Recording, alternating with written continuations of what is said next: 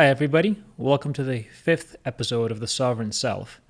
Today's conversation I'm actually kind of excited for because it's starting to link up what seemed like relatively disjointed topics from the last videos into something that's a bit more practical. So let's first recap the first couple of videos that I've recorded and what we talked about. So in the first one, I really tackled the idea of independence and why it's important. And independence being that you have to be able to be responsible and take responsibility for your life and manage it yourself without having to rely or involve anybody else. In the second set of videos, what I talked about was solitude and the empowerment that you get by becoming face-to-face and coming face-to-face with who you are and having a conversation with yourself and really focusing in on figuring out whatever is going on alone and taking a plan of action and being responsible to nobody but yourself.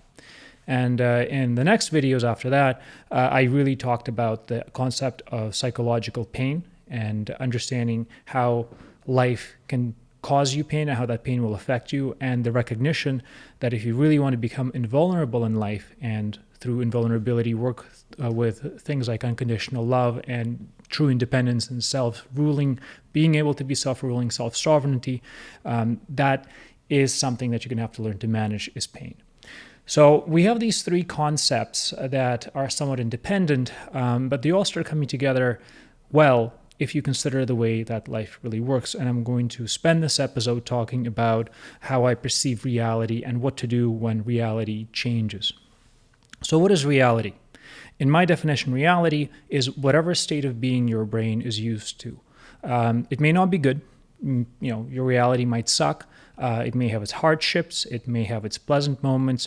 But it's whatever interpretation of the world that your brain has accepted and understood. Now, the difficult thing is life changes, right? It's not about just us living in the state of comfort in this bubble that we have where everything is known and familiar, because good and bad things happen. And, dealing with good things is a lot easier than dealing with bad things. So maybe what I'll do is I'll leave the conversation about how to deal with good reality changes to another day. But today I want to specifically talk about what happens when something bad comes to knock on your door and does it so powerfully that your whole house is knocked down and you have no idea what's going on anymore. So today I'm going to talk about what it's like to navigate reality when you're no longer sure what reality is because something has happened to you that has knocked you out of the state that you've been in or you've been comfortable with or familiar in. And this is something that I have very much learned and brought forth from my martial arts training. So let's talk a little bit about what happens when the world no longer makes sense. So what does that mean? You may have received some medical news, right? You're doing great, everything's going okay, you're doing happy with your job, you're happy with your relationship, and then say somebody dies or you get sick or somebody you love gets sick. And the first sense you're going to get is this state of complete crushing confusion and anger and fear. Or it could be that something happened at work or you got fired or somebody else got fired. It could be that there was some global catastrophe like COVID, right, where everybody seemed to completely lose sense of what was real or what was proper and what was supposed to be good versus what's supposed to be bad and how to act in that situation, created the state of global fear and confusion. Or even a simple example, right?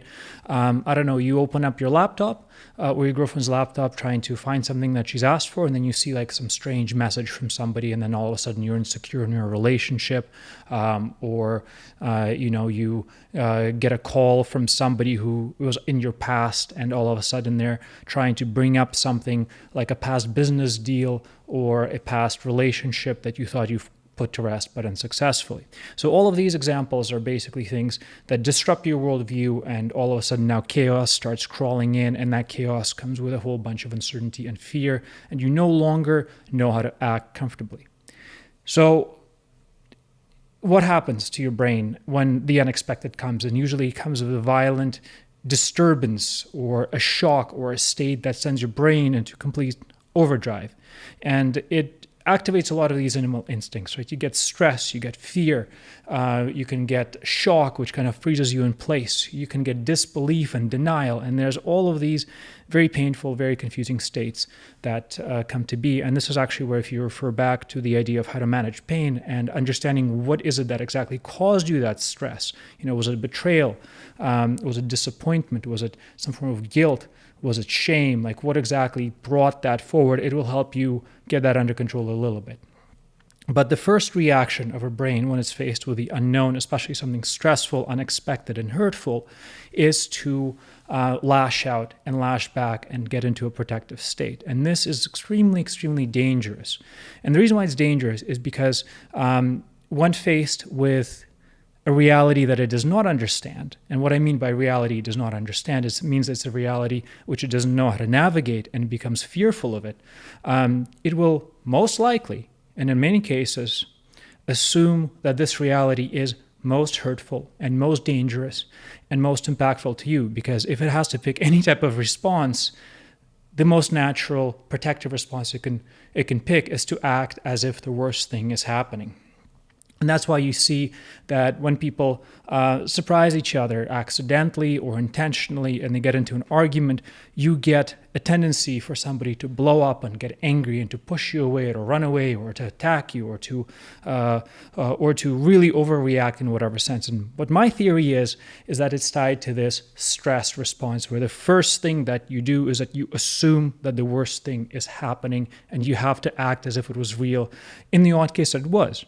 So the fascinating thing about that is that by quick jumping to conclusions about what reality is and assuming that that reality is bad, you will most likely create it.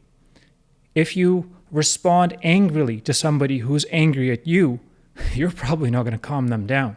What's probably going to happen is that you're going to make them more angry, and by making them more angry, you're going to justify whatever the anger they initially felt towards you and make that real. And just by jumping the gun, you're basically already changing the reality from what it could have been, whatever it was, whatever you thought it was, into that worst case scenario that you're trying to avoid. This is a very natural state. I've seen this a lot when I was doing martial arts training and I was teaching people how to do martial arts. And it usually looks like this. Say you have a sparring match or you have a street fight or whatever confrontation that's happening. And, you get up and you decide to stand up for yourself, or you're in training and you have your opponent in front of you. And the first thing you have in your head is you have a plan. You already judged them. You already know how long their reach is, and you assume how strong they are and how skillful they are. And your brain thinks that it's in control. But as Mike Tyson said, right, everybody has a plan until you get kicked in the face, right? Well, punched in the face in his case, but no matter. And what happens is that as soon as there's an element of surprise because of the tension that's built up in a situation, your body goes into stress mode, right? It assumes if you get hit in the face or you get hit somewhere or your opponent does something that you haven't expected or just even shows up unexpectedly and surprises you, you quickly lose control. You have racing heart, you get really tense, you forget 89% of your training at best, if not like 99% of your training. And the first thing you're going to do is you're either going to jump, you're going to try to run away, or you're going to just go swinging into the fray. And in most cases, it's not going to end well for you because you've lost control, you forgot your technique, you've succumbed to the pressure of your enemy, and you're now under the control of not just chance, but the chaos that's going on in your mind. What does a martial artist typically do in this situation? What is it that we train so hard to achieve? The first step is to disconnect from this reality of fear and to accept the fact that all of a sudden you exist in a state which you don't know, that your opponent can come at you from the left or from the right, and there may be two of them, and you may be drunk or much more trained than you thought, or maybe that you're much more hurt than you thought, or not ready enough, or tired, or whatever. So it has to accept the fact that multiple realities may exist at the same time, and it now has to navigate its way through it and do so fast and do so impartially, because if it makes the wrong choice, your life could be at stake, right? You can make a horrible mistake that will make you overreact.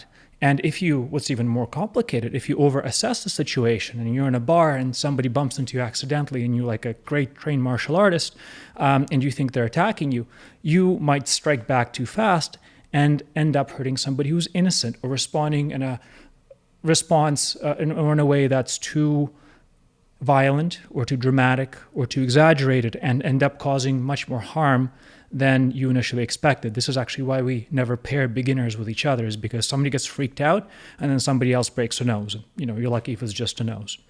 So this idea of learning control and navigating complex possibilities in a state of chaos and being comfortable in a state of chaos is a key training of martial arts. And this is actually why I want to talk to you about navigating realities in plentitude, because the same thing happens when life throws its challenges at you. So some of the examples that I brought up was like medical and some relationship drama, some job drama. All of those are very important parts of your life. And whether you like to or not, negative change in those parts hurts you. Right? That's why that idea of understanding and managing your pain is so important.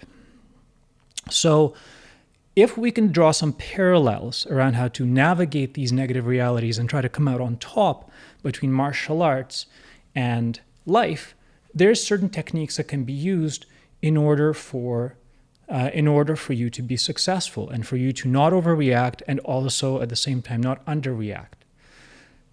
So this, I think, really is tied to the way that our brains work.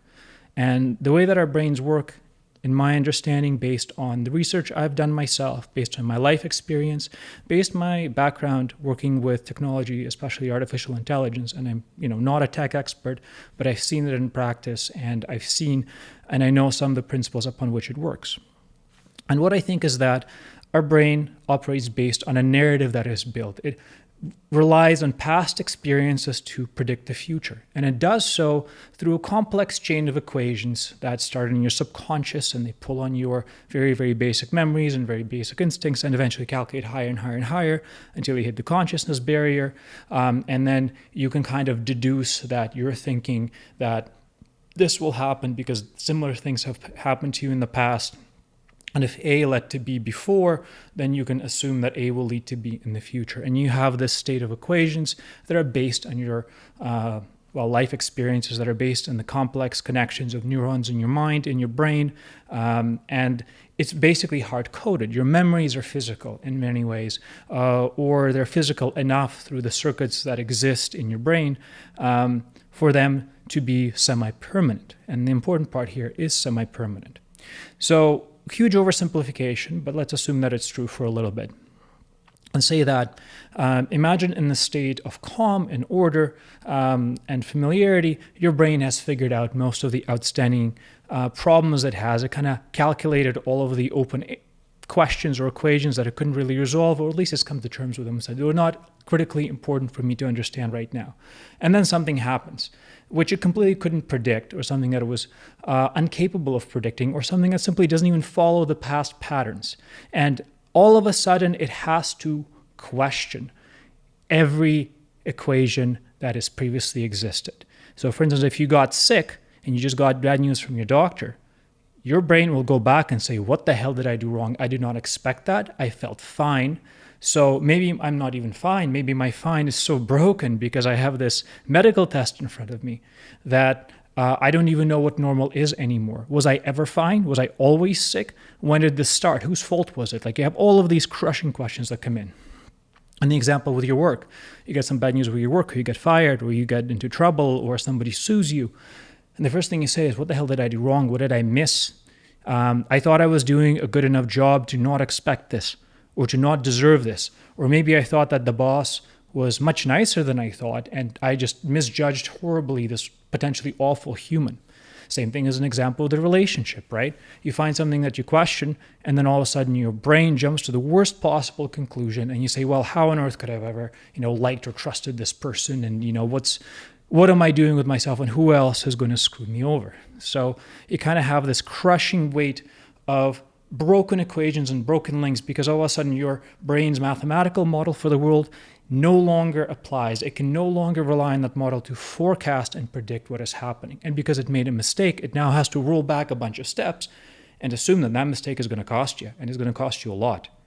So this is why so many people go and blow the gasket and overreact right off the bat, because they have no idea how to trust themselves to figure out this mess if they could not predict it. So this is what's so dangerous about this state of uncertainty. You lose trust in your own self and trust in your ability to predict and hence respond accurately to whatever situation. And then your brain kicks in your animal instincts and says, you know what, Andre, I trusted you. You screwed up. You're no longer in control of this ship. And I'm in charge now, and we have 5 programs built into us by our animal ancestors, and the reptilian brain's in charge now, and then we're picking one of those, and that's what we're sticking with, and we'll probably survive. And if not, well, it's your fault, but we'll try anyways. So not a good situation. And the same thing happens if you have somebody attack you unexpectedly, or if you're in training and something goes unexpectedly, and you have this flash of instinct and fear and a response that you first of all have to gain control of. And that's the thing, right? Is how do you gain control of this state of chaos? And the answer to that is, if you recall, we talked about a state of, responsibility, where we say, whatever has happened to you, whatever is going on with you, is not the fault of somebody else, right? That's the first video where I said there's a number of things you shouldn't talk to your wife about, because some of those things or all of those things are in your control and you cannot dump them on anybody else. So whether or not you got into a fight or that work disagreement, it's nobody else's fault, because it's your responsibility to deal with it. And potentially it's not even your fault, but you're still in charge of the ship, so there you go. So the first thing you do is you realize that whatever got you into this was the outcome of your own actions. And that's critically important, because if you don't realize that, your brain can never rebuild itself to some form of equilibrium, because there's always some form of unknown factor, whether it's somebody else's ill will or horrible luck or the negative will of God or bad chances or whatever excuse that it builds to say, I am powerless and I have no idea how to deal with this because I cannot balance myself no matter what. And we now just have to panic and freak out and try to go with one of the 5 basic instincts or responses. So the first thing you have to do is realize that you're actually in control and that you got yourself into the situation. Even no matter how shit the situation is, you hence will be able to make its way out, right? That you are a system that can figure itself out and balance yourself if only you let yourself do that. So the next step is that you have to leverage this idea of solitude and the narrative between your objective self and your living self that I've talked about, in the sense that you have to instantly separate yourself from whatever is going on, from you getting hurt, you getting angry, you getting scared, and creating that wall and the duality in your mind where something else or someone else who is a little bit more calm than whatever is going on right now can start analyzing the situation and analyzing you and analyzing this new reality and creating theories of these potential realities. And we'll talk about that in a second, because the last step or the last component of the 3 that I learned through martial arts and I learned through life is an assumption of invulnerability. And this is the one way and the only way, I think, to conquer fear. Because what you must accept is that no matter what has happened or what has led you to this place, you can still exist, even if it's not for very long, in a state of at least some order. And what that means in the majority of practical situations is that no matter how badly you screwed up or how badly life screwed you up, the worst thing that can happen to you is that you can die. And you have to accept that and come to the conclusion that even if you die, as long as you die, honorably enough and you don't hate yourself in the process, the suffering is going to end. So the conclusion that the suffering that you're experiencing right now is not eternal, that no matter what happens, you will inevitably escape it, gives you an understanding of invulnerability, right? Even if your life is in horrible danger and you accept the fact that you may die, you have to say, you know what? Well, if that's the end, then so be it. And I'll just go out with the best of my ability to go out with honor and style and, whatever magnitude I can bring myself to in terms of greatness, or at least the minimum amount of fear. And as soon as that collects into your mind, you start realizing that, well, at least you're not stuck here forever. right? And that gives you that invulnerability. And we talked about that in the Mastering Pain episode, that no matter what, at least the pain will end somehow, or at least it can be measured, even if it's completely deep and, it's so deep you don't even know how far down it goes. It's never going to be infinite as long as you recognize it. And the component of invulnerability comes from that. You have to recognize what the hell just happened to you and to gain control of it through accepting of responsibility, through an honest conversation with yourself and your objective self, and the understanding that whatever just happened to you is finite, and hence you, the broader you, can actually be invulnerable to some degree, or actually a full degree. And in the end of the day, even if you die, you have nothing to be scared of because it won't last forever.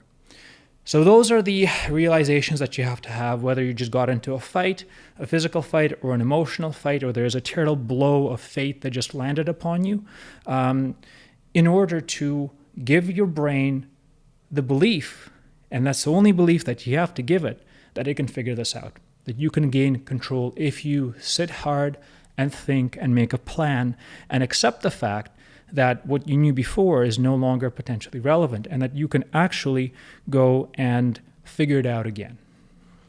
So that's a huge step. And as soon as you do that, as soon as you can step away from the situation and let those thoughts come to mind, and the more trained you are, the faster it happens. Like, there's still obviously that element of surprise, but a trained martial artist can get back in control in a quarter second, and somebody who's just beginning is going to need 10 seconds to figure it out, and we give them that space, and then eventually that becomes less and less. And you can do the same thing with yourself in real life as well if you're trying to learn this. It doesn't matter how long it takes you to get to that state of control. Give yourself that time. Learn your brain, see how it does it, and you'll see that time shrink faster and faster and faster until you can eliminate that to any unaware observer. And that's why you see those like snappy martial artists like flying around, like changing their mind halfway through. It's actually something they've trained over years and years and years. So as soon as you can gain control and you can establish that core state of stability and order, very, very small speck of it in your mind, you can start recalculating reality around it.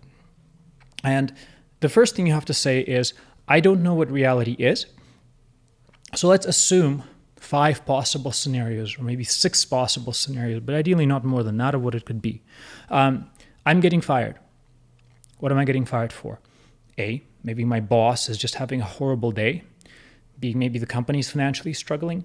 3, C, maybe that I completely screwed something up and I deserve it.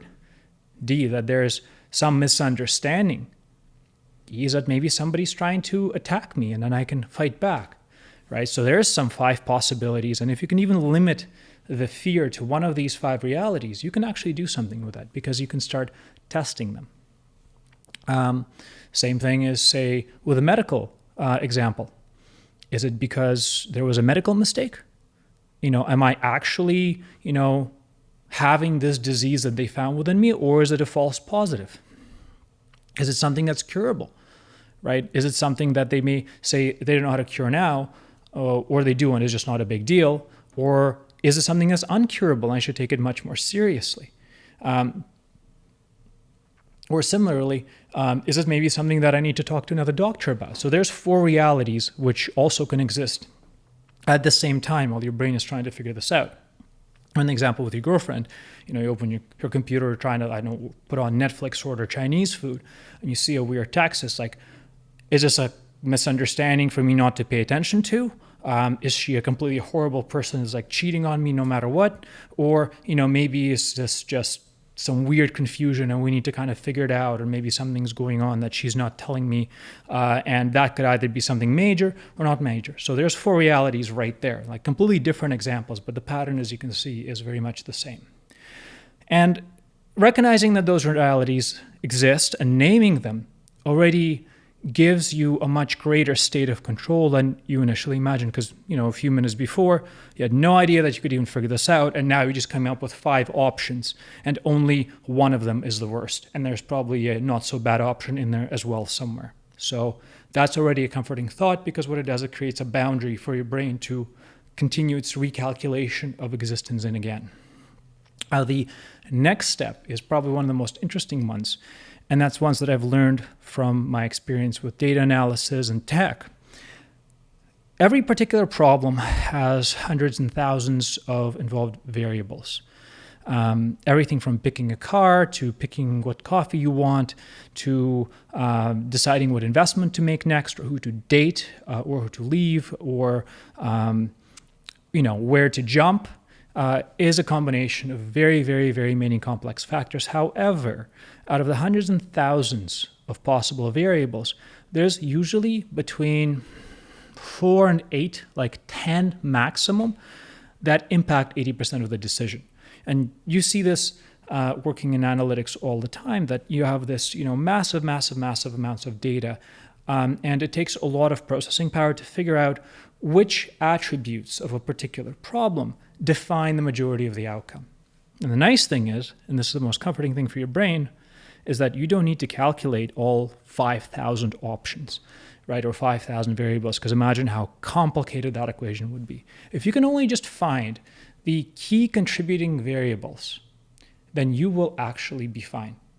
And then you can, with 80% of probability, select the scenario that you want. It's not even if it's not the right scenario, but the scenario that you want. So once you've regained some semblance of control and you've defined whatever reality possibilities exist at the same time, you need to figure out what is it that would help you decipher that this is reality 1 versus reality 2 versus reality 3. Let's come back to the medical example. Is the test a false positive? Right? Because if it's a false positive, then 4 out of the 5 realities, or maybe 2 or 3 out of the 5 realities that are really bad, are at least removed, if not completely eliminated. Right? The example with work. Is my boss having a bad day? Is the company financially struggling? Did I do something majorly bad recently? 3 key variables. And answering those 3 will likely allow you to narrow down your choices from 5 realities to 2 realities and then figure it out from there. Example with a relationship. Who is this person? Do I know them? Would be actually one part. Has there been any weird behavior recently? That's kind of 2. And then the content of, say, the message itself would be a 3rd one, right? And based on those 3 parameters, your brain has to quickly figure it out. And obviously, more complex situations can have multiple variables. But if you can think about the navigation of realities based on these key factors after you regain that control, that's going to help you simplify and put into order and really narrow down the calculations that your brain has to do. And that will also contribute tremendously to your ability to stay calm. Because rather than freaking out over 50,000 possible scenarios that have 200, 500, 1,000 variables each, you're only dealing with 4, 5, 6, maybe, not even that are mostly driven by things that may be very complicated. What is the severity of an illness? Or how do you measure how badly you screwed up at work? Those are complicated problems, but they're still definable, and that's a direction in which you can focus your attention and your brain to sort it out. So you want to simplify your problem to the maximum amount of your ability so you can figure it out. And that's the action of defining these possible futures, and by finding these key contributing variables, that it will allow you to maintain that status of composure that you found. And in martial arts, it's very simple.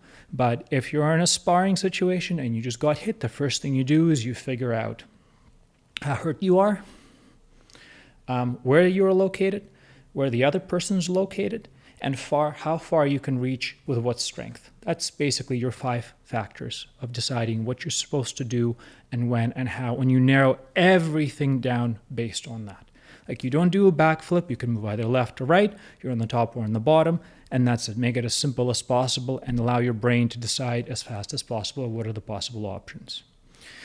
In real life, outside of martial arts, the definition of these variables leads to the quantification, I guess, or the measurement and the assessment of these variables, right? So when you ask yourself what are these key factors, you have to then go ahead and start investigating and answer the results, right? And then you see, is this a positive medical test or not? Is it actually false positive or not? What are the parameters that define this illness? What are the specific issues that your boss may have with you? What is the definition of, your girlfriend having a sketchy time in the last 2 weeks versus being normal? And as soon as you give your brain that information, it can figure out which of those patterns can indicate the distinction between these possible realities. So you say, well, based on everything I know, these 3 are improbable, but these 2 are most probable. And what's extremely important is that if you are in a social situation, this is the point where you really need to sit down in the state of calm and say, okay, I'm having a freaking problem, and I really want to make sure that I'm not misunderstanding what you're saying. So from what I hear, I think you said this. And I understand that I may be wrong, and what you could have meant was maybe this. Or that maybe I don't know something and this could happen. And you have to present it exactly as a multitude of scenarios. Because if you come in and say, hey, you just told me this, is that right? That's blame and guilt. And you're just signing off the other person, you're blowing it up. Now, of course, there could be some scenarios where that could be a valuable strategy, but it's extremely dangerous, right? Because if you come and tackle your worst case scenario head on, you might make it right just by creating that state of stress, and the other person is going to freak out, right? Like you don't necessarily have to bull rush your opponent, especially if you think he's stronger than you or something else has happened or they have something in their back pocket, because that's how you get stabbed, right? Just by freaking the other person out and then attacking them when they're not particularly expecting that. So if you can come in, especially if you're in a social situation, and say, okay, so this is what I heard. I understand that I may be wrong and this could be happening. And I also understand that maybe you don't know something and I don't know something and this could be happening. So there's 3 scenarios. And what you actually do is that you're making their brain think as well. It's actually a very neat psychological trick, because what you're doing is you're getting them to have to pause, and not only are they questioning now their reality, because you just gave them 3 more, even though they didn't realize it. They say, whoa, there's like 3 things he asked me. Which one's real? And their brain starts recalculating. And then by recalculating what to answer to you, they have to now rebalance themselves and say, whoa, maybe I'm not understanding something. So tackling miscommunication by explaining yourself from a state of control and outlining several explanations for the same situation is probably one of the best psychological and negotiation tricks I've ever learned. And you will feel better because you'll see a pause in the other person's eyes, and then you'll be like, okay, God, at least it's not like completely out of my control. Clearly I can have an impact on the situation.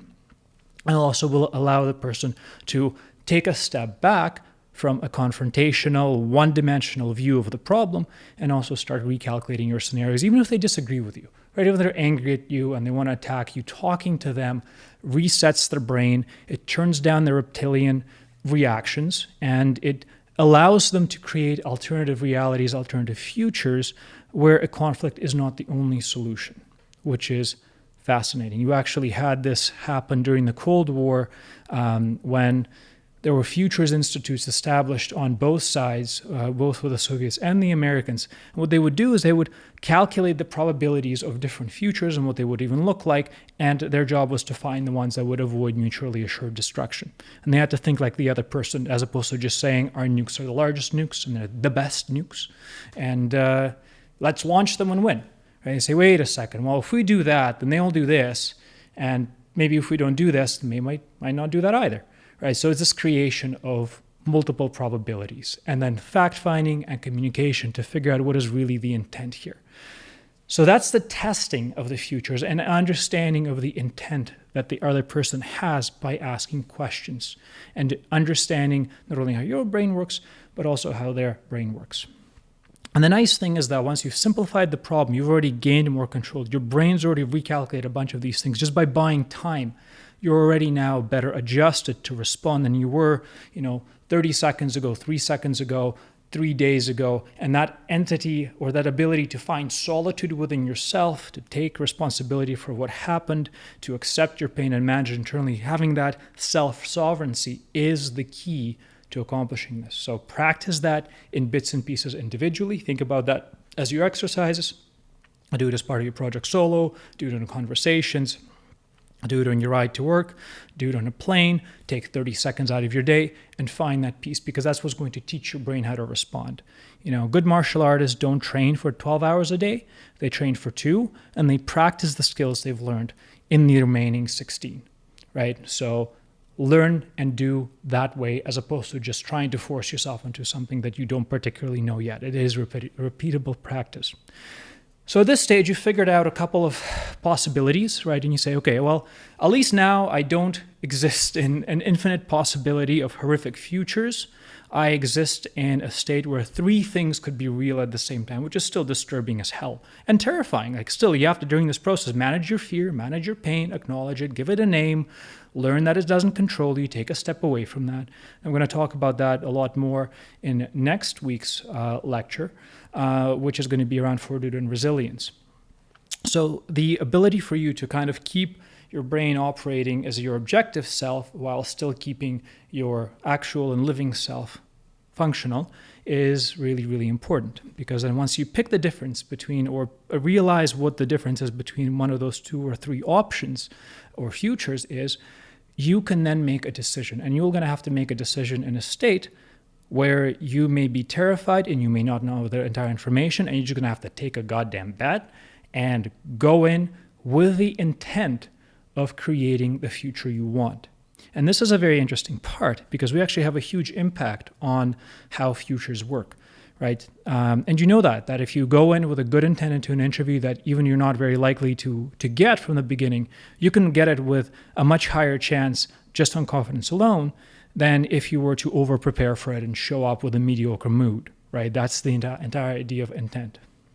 So when you can pick the option that you want and focus all of your energy and all of your confidence and everything you have on the one future that you select. For instance, okay, I am not going to panic until I know more about the nature of this medical test and disease, and I'm going to assume that I'm fine, and this was just a medical mistake, and I'll just go do the test 2 different times with 2 different doctors. And I'm not going to panic and get more sick over this until I get a response. Or I'm just going to walk in to my boss's office, sit down and say, hey, George, I think I might have screwed up. You're really mad at me. I can see that. Look, I really care about this job. I did not mean to fuck it up. So please tell me if I did something wrong, how I can make it better. Because I don't want to go, and I don't think you want to lose me either. Right? That's a creation of a future right there, right? Or in the example with a girlfriend, you say, okay, hon, it looks like you have something going on the side, and I'm not going to assume that it's something bad, but I am assuming that you're not telling me something because you're not comfortable. So please tell me what I did wrong, or if I said something that makes you not want to tell me problems that you're willing to talk to somebody else, unless this is something that you want to keep private.